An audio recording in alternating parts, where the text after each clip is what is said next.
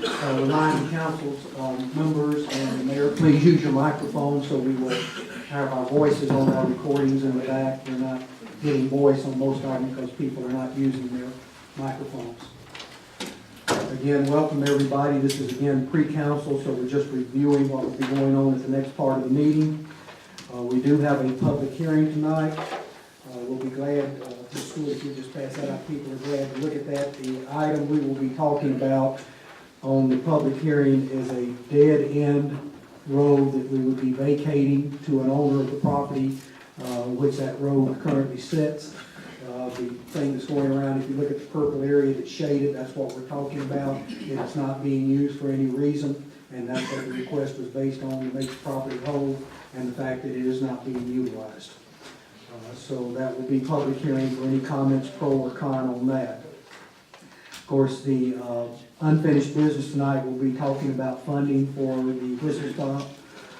This is in the amount of $7,000. Part of that was in kind, part of that was in monies. And again, Councilor Spivey, would you like to make any comments on that at this point? No, carefully. Okay, thank you very much. That will be an unbudgeted item under the rules of the city, under what they put into ordinance and resolution. We would have to come up with a definite defined funding source that we do move forward with that.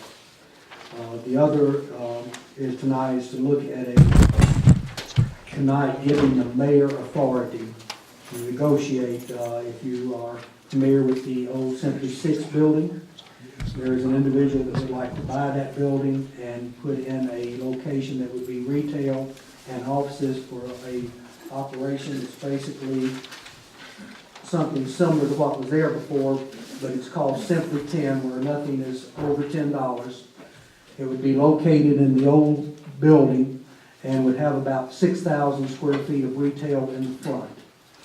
They have 40-something locations nationwide, including as far north as Detroit and over the southeast. They do have an option to put this location at the Eastwood Mall area and an empty property there, but would like to own the building and put it in the locations they're requesting us to incentivize for them to be able to put it there, which would be basically call it tax forgiveness or rebate of taxes for a period of time to make up for part of the cost of them setting up to do business. And that was discussed last night at the work session, and will change. Number one, it would make an empty building used again. It would also bring retail into the area, and they seem to have fairly good luck with their locations. They're predicting potentially around the $400,000 mark, I believe it was, Mr. Stewart. And hopefully they're hoping they would do more. But again, a tax source plus the license for the operation and also the use of a vacant building, or what would be a vacant building in the long run. They're currently using it for warehousing. And any questions from the council on that one? Are they here tonight? I wasn't at the work session last night. Are they here tonight? They'll be here in like They said they would. And if you'll pass this down, Mr. Lund, this I is got my, mine. oh, you got I just got a yours. copy. I just got a copy. Okay.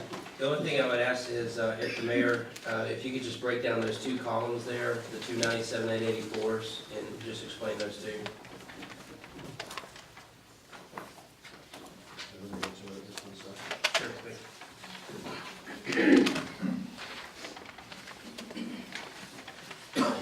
So in the first section, you're talking about? 978.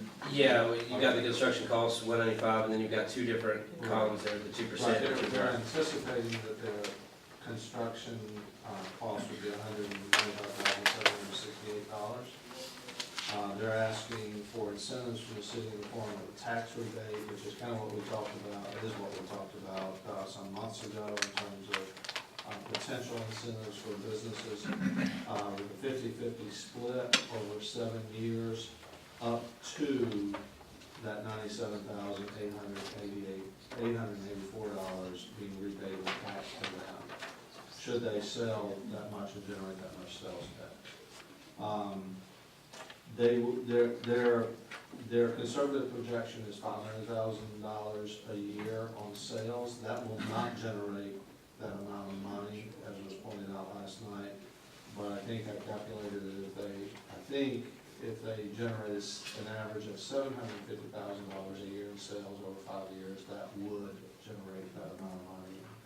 Would be the- But it's not to exceed that amount. But it's a- Remember, tonight is a vote just to authorize the mayor to move forward. We are not authorizing the deal. There will still have to be a contract written with the terms of whatever we're going to enter into, and that would be coming back to this council for approval. So again, this was a step to keep the process moving forward, since they did have a, if you look in your packet, they have an actual option on the building at the Eastwood location, but they would prefer to do this where they would be able to make it more to their liking, and the other building part is ready to occupy, so they have really no expense other than their lease there. So this was a move forward to hopefully keep them with us and have that building occupied and producing revenue in the city limits. Any other questions on that? Like I say, if anyone would like to come look at my packet during the break before we start council meeting, I'll leave it up here for you to come look at. I just need it back before we start council meeting. And last night, we discussed, or basically, I am going to hold as much as possible, except for holidays that may interfere with the date, to have a work session on the Mondays before our council meetings, so we can get all the non-related issues on the floor, try to get those resolved. And so when we come to the meeting that we're in tonight, hopefully we'll be able to do the business of the city, vote on what's on the agenda, and move forward with that. But again, it is a matter of public record when it's done at the work session, so hopefully we'll be able to do a lot of the extemporaneous things, because we'll have more time also to work out issues or get answers to questions that may be needed for the meeting on the following night.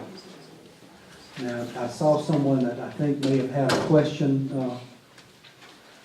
Was there still a question from someone in the audience about something we had talked about? If not, I would accept the motion to close the meeting, and we'll resume our regular session.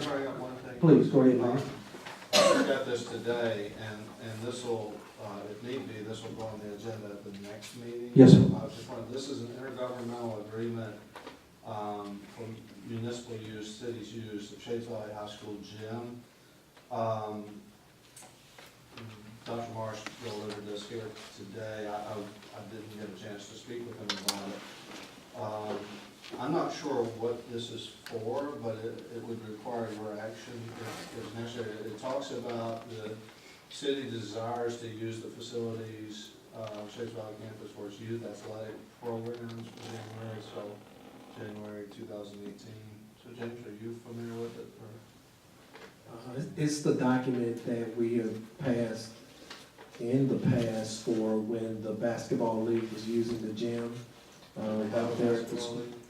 I mean, I don't know, but that's, it was used for, mostly for the basketball season, to be able to use the gym and the facilities. They always wanted a contract with the city during that time. So that's what we've had it for in the past, but I didn't know anything about the one you're seeing today. Just came today, Doug. Yeah, it's the same thing as the soccer. Which I have a few years ago. Basketball league. We haven't had this past year, but it's a great, it doesn't cost, the contract doesn't cost anything. What they do, they allow us, as the youth of the city of Irondale, to be able to use their facilities without charge. So it's a great agreement. It's a great agreement. Anytime we want to do something like that, and it's a great agreement for us to have that in writing. So I think it's perfect. I think the council needs to vote yes on it, but it's a great agreement. It doesn't cost us anything. So we'll have That's something we've We'll done. bring this back to you next time. Like I said, just came in this afternoon. Could we get a copy of that, council, email it to us? Can you get that email to us as a council, all the rest of the council, so we can take a look at it? And council will have time to be able to review it. You Correct. can put it on your next work session.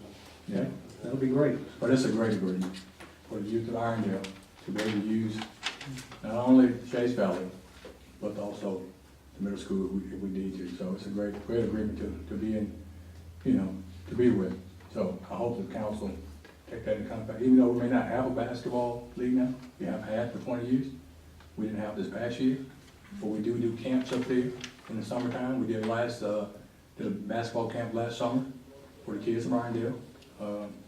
NBA guy came in, two of them came in We did a basketball camp, and because of that agreement, we were allowed to use their facilities and got our kids involved. So it's not just basketball league, it's for opportunities to have basketball camps for our kids in the community. So it's a great agreement. So, hope the council think about it and that's it. And just, thank you. And just a comment before, accept the closing. Last night, the mayor did go and review some questions that were raised at the previous city council. He did go over responses to those because that was the appropriate place to do it.